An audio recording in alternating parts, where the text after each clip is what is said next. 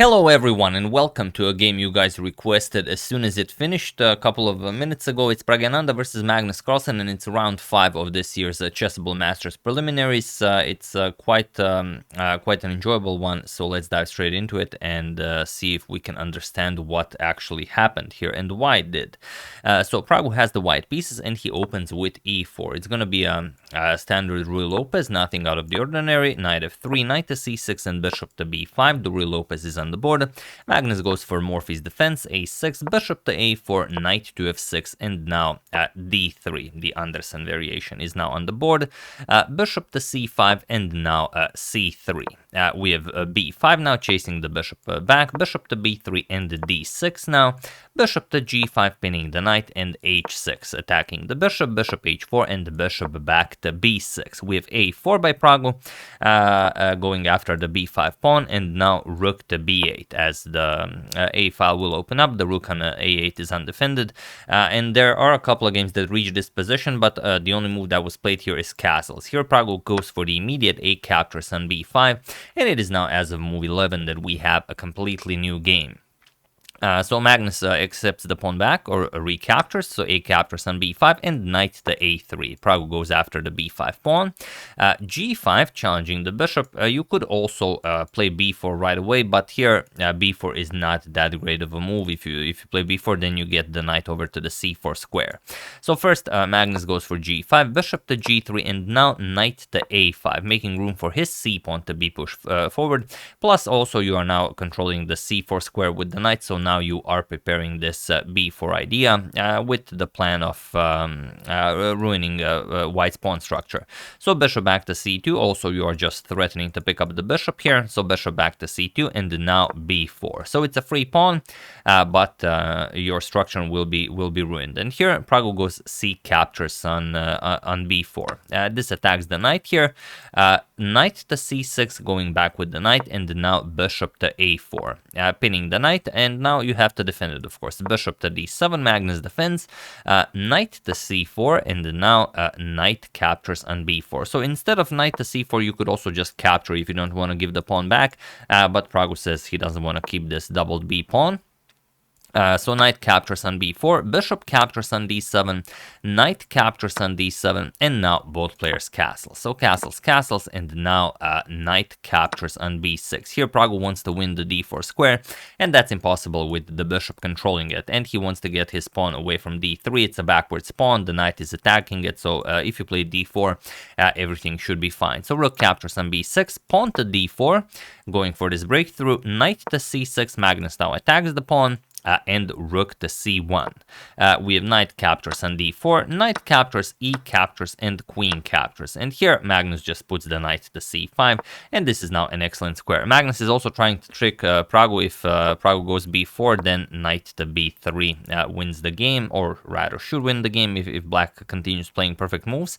But you have to prepare such a move. So first rook c to d1, Praggu moves the rook, knight to e6, now attacking the queen. Queen back to c3, and now pawn to f6. We have f4. Praggu wants to bust open the position.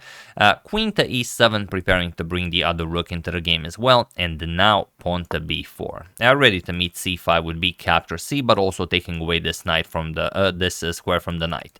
So rook b to b8. Just preparing to set up a defense on the c7 pawn. f5 now, challenging the knight, knight to d8, and rook to d4 now. Here Praggu will put his rooks on the c file, rook c4, rook to c1, and go after the c7 pawn. Knight to f7, now the knight can be shifted to e5, rook to c4, threatening rook captures on c7, and now rook to b7, helping out with the defense this way. Rook to c1, adding this rook queen rook battery to go after the c7 pawn. And here you basically have three types of players. You have a player that will just defend the pawn, you have a player that will play actively with rook to b8 and go after white's b4 pawn, and you have super aggressive players that will just play rook to a8 with the idea of going for the attack regardless of what is happening. So these are actually the top moves in the position. So Magnus decides to go for rook f to b8. He wants the semi-aggressive one, but not a defensive one. And now Praggu goes for h4. And this is already a very, very interesting moment in the game, because both players are down on the clock, but Magnus has a few seconds on the clock. Okay, you do have increment, but still, Pragg is trying to put pressure. If he wants, he can always get a draw. Rook captures on c7 is basically an instant draw. Captures, captures, we're going to trade everything. Captures, captures, captures, and after rook captures, you get this endgame, equal material, bishop against knight. Should be easily drawn. But Pragg wants to continue pushing. He plays h4, wants to open up the position, and Magnus plays just g captures on h4. This is seems a bit of an anti-positional move, just ruining your pawn structure like this. But we know by consulting the engine so many times that this is often the absolute strongest idea. So Magnus does it without hesitation, and also he just will get his knight to e5 without allowing bishop captures on e5.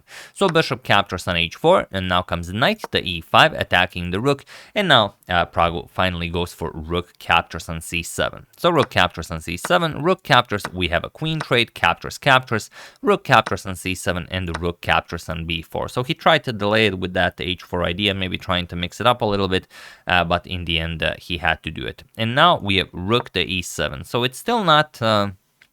it's still not clear if you can get a draw here, because the f6 pawn is being attacked, then maybe these pawns become weak as well, or maybe Magnus can do something, let's say rook captures on e4, but after rook to e7 we have d5. Magnus says, all right, this pawn is now weak, you cannot capture on d5 because the bishop on h4 hangs.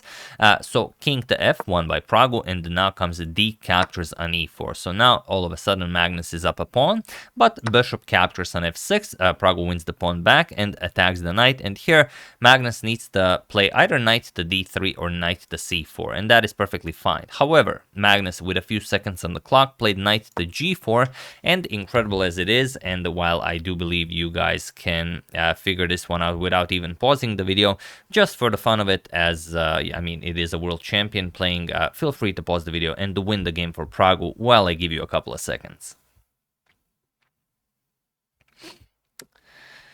So for those of you who were able to do it, congratulations on spotting the idea. And for those of you who just want to enjoy the show, it is rook to g7 check. This is what Pragg played, and it was in this position on move 41 that Magnus Carlsen resigned the game, as he just blundered a full knight. Once the king moves, you're going to capture the knight, and there is absolutely no counterplay here.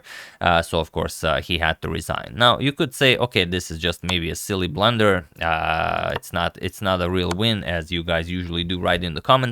But I would like to point out that Pragg could have drawn this game much earlier if he wanted to. If he just traded off everything along the c file, they would repeat moves and it would be a draw.